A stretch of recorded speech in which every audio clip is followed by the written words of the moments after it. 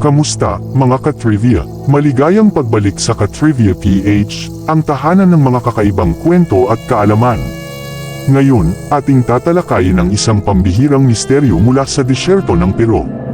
Ang Nazca Lines. Ano nga ba ang mensahe sa likod ng mga kakaibang guhit na ito? Ang Nazca Lines ay mga higanteng guhit sa disyerto na likha ng sinaunang sibilisasyong Nazca. Sa unang tingin, tila simpleng guhit lang ito sa lupa.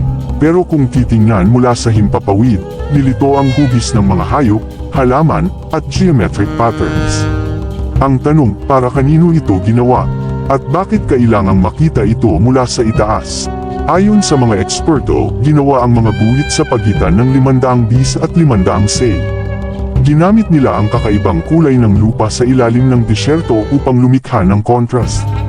Ngunit paano nagawa ng sinaunang tao ang napaka-eksaktong disenyo ng walang modernong teknolohiya? Napakalaking palaisipan pa rin ito hanggang ngayon. May iba't ibang teorya tungkol sa layunin ng mga linya.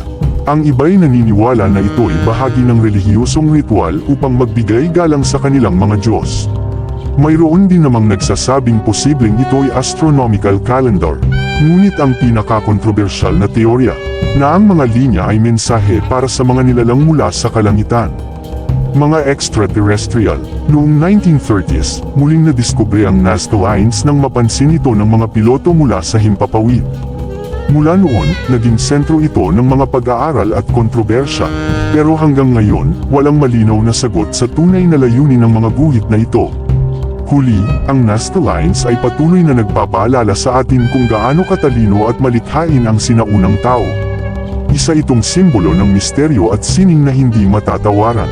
Ngunit para sa inyo, mga ka-trivia, ano sa tingin ninyo ang tunay na mensahe ng mga linya? Para sa mga Diyos ba ito, o para sa mga nilalang mula sa ibang mundo?